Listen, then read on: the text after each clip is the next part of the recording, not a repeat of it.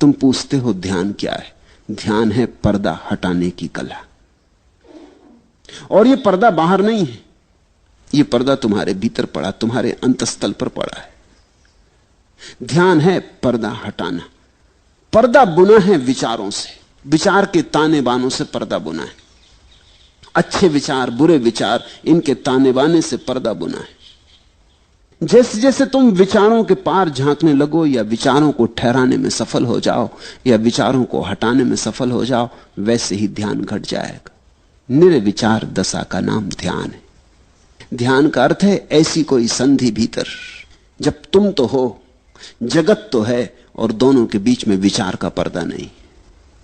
कभी सूरज को उगते देखकर, कभी पूरे चांद को देखकर, कभी इन शांत वृक्षों को देखकर, कभी गुलमोहर के फूलों पर ध्यान करते हुए। तुम हो, गुलमोहर है सजा दुल्हन की तरह, और बीच में कोई विचार नहीं। इतना भी विचार नहीं कि यह गुलमोहर का वृक्ष है, इतना भी विचार नहीं। कि फूल सुंदर हैं, इतना भी विचार नहीं। शब्द उठ ही नहीं रहे, अवाक, मौन, स्तब्ध तुम रह गए हो। उस घड़ी का नाम ध्यान है। पहले तो क्षण क्षण को होगा, कभी कभी होगा, और जब तुम चाहोगे तब ना होगा, जब होगा तब होगा। क्योंकि ये चाह की बात नहीं, चाह में तो विचार आ गया, ये तो कभी कभी होगा। इसलिए ध्यान के संबंध में एक बात ख्याल से पकड़ लेना, खूब गहरे पकड़ लेना, ये तुम्हारी चाहत से नहीं होता है। ये इतनी बड़ी बात है कि तुम्हारी चाहत से नहीं होती, ये तो कभी कभी अनायास किसी शांत क्षण में हो जाती। तो हम करें क्या? ध्यान के लिए हम करें क्या? यही शायद तुमने पूछना चाहा कि ध्यान क्या है, कैसे करें। ध्यान के लिए हम इतना ही कर सकते हैं कि अपने को शिथिल करें, दौड़ धाप से थोड़ी देर के लिए रुक जाएं, घड़ी भर को 24 घंटे में सब आपाधापी छोड़ दें। लेके तकिया निकल गए, लेट गए लान पर, टिक गए वृक्ष के साथ, आंखें बंद कर ली, पहुंच गए नदी तट पर, लेट गए रेत में, सुनने लगे नदी की कलकल। मंदिर मस्जिद जाने को मैं कह ही नहीं रहा हूं, क्योंकि पत्थरों में कहां ध्यान। तुम जीवंत प्रकृति को खोजो। इसलिए बुद्ध ने अपने शिष्यों को कहा, जंगल चले जाओ, वहां प्रकृति नाचती चारों तरफ। 24 घंटे वहां रहोगे, कितनी देर तक बचोगे? कभी ना कभी तुम्हारे बावजूद किसी क्षण में अनायास प्रकृति तुम्हें पकड़ लेगी। एक क्षण को संस्पर्श हो जाए, एक क्षण को द्वार खुल जाए, एक क्षण को पर्दा हट जाए, तो ध्यान का पहला अनुभव हुआ। और पहले अनुभव के बाद फिर अनुभव आसान हो जाते। आसान इसलिए हो जाते कि तब तुम्हें एक बात समझ में आ जाती कि सीधे सीधे ध्यान को पाने का कोई उपाय नहीं, परोक्ष मार्ग है। तुम शिथिल रहो, आहिस्ता से चलो, आपाधापी छोड़ो। 1 घंटे के लिए कम से कम 24 घंटे में लीन हो जाओ प्रकृति में।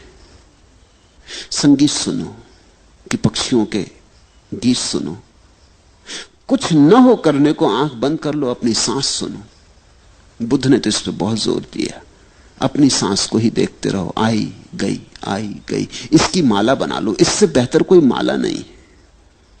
हाथ में माला लेके फेरोगे वो तो बहुत जड़ माला है।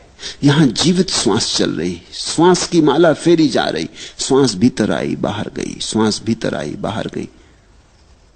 ये जो भीतर चक्र चल रहा है मंडल श्वास का, इसको ही देखते रहो शांत मौन से। इस पर ही टकटकी बांधे रहो और तुम हैरान हो जाओगे।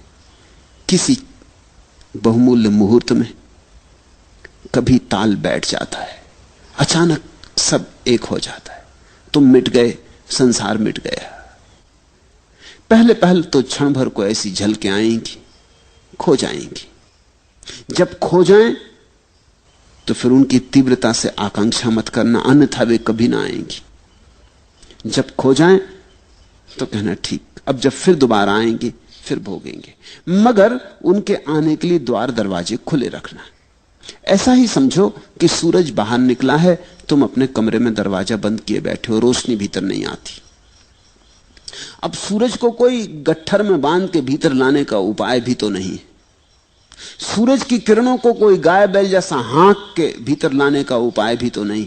क्या करोगे? दरवाजा खोल दो, सूरज की किरणें अपने से भीतर आ जाती।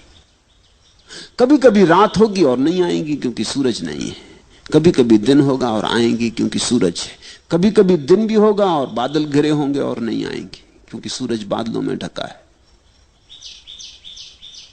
मगर कभी कभी मौके मिलेंगे जब दिन है, बादल भी नहीं है, सूरज प्रकट है, तो किरणें भीतर आएंगी। तुम ज्यादा से ज्यादा बाधा ना दो, बस इतना ही काफी है। मेरी बात को ख्याल में ले लेना। ध्यान को सीधा सीधा नहीं किया जाता, बाधा ना दो। इसलिए तो मैं कहता हूं नाचो, गाओ। नाचने और गाने में तुम लीन हो जाओ। अचानक तुम पाओगे हवा की झोंके की तरह ध्यान आया, तुम्हें नहा गया, तुम्हारा रोआ रोआ पुलकित कर गया, ताजा कर गया। धीरे धीरे तुम समझने लगोगे इस कला को। ध्यान का कोई विज्ञान नहीं है, कला है।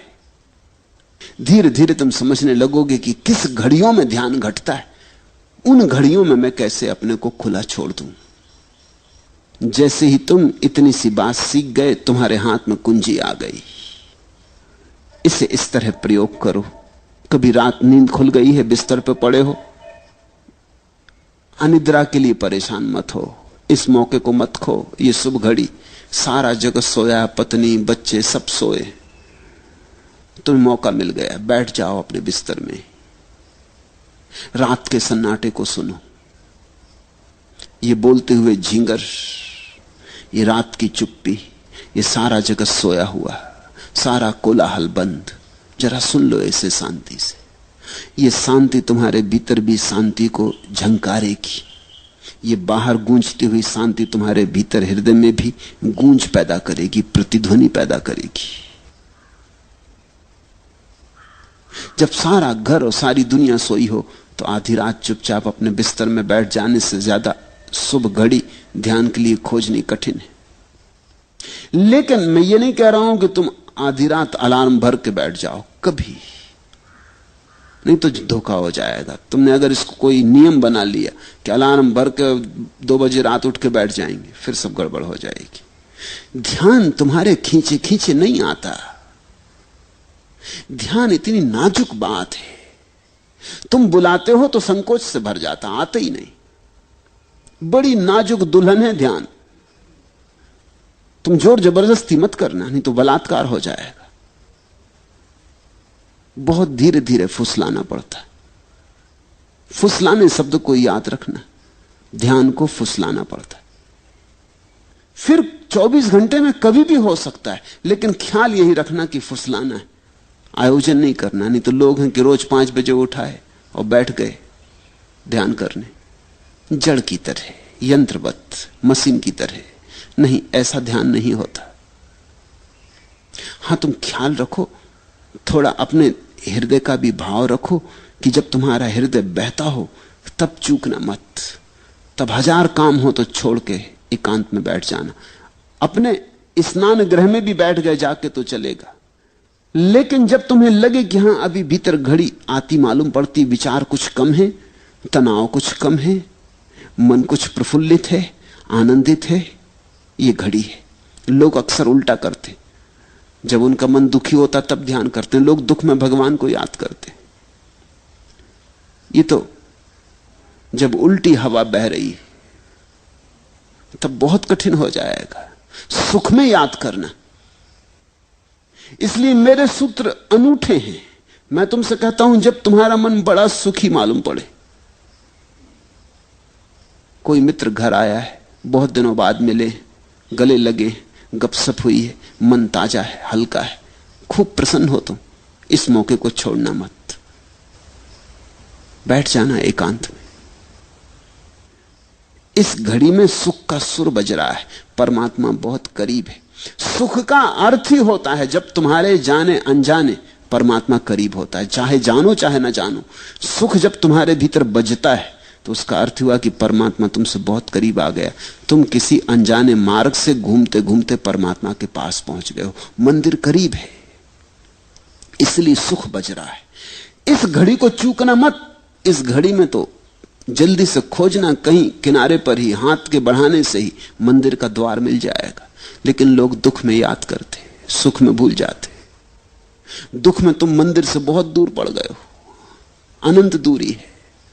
दुख में तो भरोसे नहीं आता कि ईश्वर हो भी सकता है। दुख में कहां भरोसा आ सकता है? दुख में तो ऐसा लगता है संसार में कोई नहीं है। दुख में तो ऐसा लगता है कि ये कोई शैतान चला रहा है संसार को, कोई दुष्ट। दुख में तो ऐसा लगता है कि समाप्त कर लो अपने को। न कोई कृतज्ञता, न कोई धन्यवाद का भाव उठता। दुख में कैसे उठे? लेकिन लोग दुख में मंदिर जाते, मस्जिद जाते, भगवान को याद करते, प्रार्थना करते और सुख में भूल जाते। और मैं तुमसे कहता हूं, सुख में ही घटता है। सुख के क्षण में ही तुम करीब से करीब होते हो। उस समय सरक जाना, उस समय लेट जाना जमीन पर, साष्टांग रख देना सिर भूमि पर, ठंडी गीली लान पर लेट जाना, आंख बंद कर लेना। उस क्षण सोच लेना अपने को कि मिल रहे पृथ्वी के साथ, एक हो रहे पृथ्वी के साथ। और तुम पाओगे कभी कभी आ जाती लहर, तरंग की तरह तुम्हारे भीतर प्राणों में कुछ कब जाता, कोई नई बीन बजती। धीरे धीरे पहचान हो जाएगी और धीरे धीरे तुम्हें कला आ जाएगी। तुम धीरे धीरे पहचानने लगोगी कि कब इसके होने के क्षण होते, कैसी दशा होती तुम्हारी जब ये निकटता में घट जाती है बात, और कैसी दशा होती है तुम्हारी जब ये मुश्किल होती है बात। फिर तुम पहचान पे पड़ जाओगे। तुम्हारी आत्मविज्ञा, तुम्हारा प्रतिभिज्ञा, तुम्हारी पहचान धीरे धीरे साफ होने लगेगी। पहले तो अंधेरे में टटोलने जैसा है, मगर ध्यान घटता है। और कभी कभी तो उन लोगों को भी घटता है जिन्होंने ध्यान के संबंध में कुछ सोचा ही नहीं। अधार्मिकों को भी घटता है, क्योंकि ध्यान की कोई शर्त ही नहीं है। छोटे बच्चों को घट जाता है, छोटे बच्चों को ज्यादा घट जाता है बजाय बड़ों के। तितली के पीछे भाग रहा बच्चा, सुबह का सूरज निकला, भागा जा रहा तितली के पीछे, सब भूल जाता है, तितली ही सब हो गई, उसे याद ही नहीं रहती, खुद भी तितली जैसा उड़ा जा रहा। उस घड़ी ध्यान की झलक मिल जाती। लोग जीवन भर याद करते हैं कि बचपन में बड़ा सुख था। किस सुख की याद है ये? क्या तुम सोचते हो बचपन में तुम्हारे पास बहुत धन था? नहीं था, जरा भी नहीं था। 2-2 पैसे के लिए रोना पड़ता था, 1-1 पैसे के लिए बाप और मां के मोहताज होना पड़ता था। धन तो नहीं था। कोई बड़ा पद था? कहां से होता पद? सब तरह की झंझटें थी। स्कूल कारागृह था, जहां रोज रोज बांध के भेज दिए जाते थे, जहां बैठे बैठे सिवाय परेशान होते थे, कुछ समझ में ना पड़ता था, और हर कोई दबा देता था, बल भी नहीं था, हर एक छाती पे सवार था।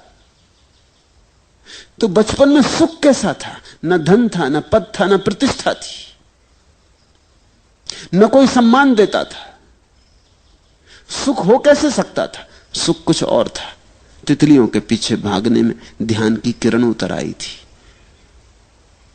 सागर के किनारे शंख सीप बीनने में परम आनंद का क्षण उतरा था। कंकड़ पत्थर बीन लाए थे और समझे थे कि हीरे ले आए, और किस चाल से मस्त होकर आए थे। कुछ भी न था हाथ में, लेकिन कुछ ध्यान की सुविधा थी। मेरे देखे बचपन में ध्यान के अतिरिक्त और कोई सुख नहीं है। तुम भूल गए हो, तुम्हें इतनी भर याद रही कि बड़ा सुख था। अगर तुमसे कोई पूछे कि बताओ क्या क्या सुख था, तो तुम मुश्किल में पड़ोगे। और ध्यान की तो तुम्हें याद ही नहीं, ध्यान शब्द ही अपरिचित हो गया है। बच्चे को ऐसा पता भी नहीं था कि यह ध्यान है, पर पता होने से क्या होता है? तुम्हें पता हो कि सोना है या नहीं, इससे क्या होता है? सोना सोना है। जैसे जैसे तुम बड़े होते गए वैसे वैसे ध्यान छूटता गया, क्योंकि तुम विचारों में ज्यादा पड़ते गए। विचार का शिक्षण दिया गया है, स्कूल, कॉलेज, यूनिवर्सिटी सब विचार सिखाते। अभी तक मनुष्य जाति का ऐसा अभागापन है कि कोई विश्वविद्यालय ध्यान नहीं सिखाता। विचार, धीरे धीरे तुम विचार से भरते गए, चिंताएं चिंताएं। तुम चूक ही गए वो छोटे छोटे क्षण जब पर्दा हट जाता था, अपने से हट जाता था।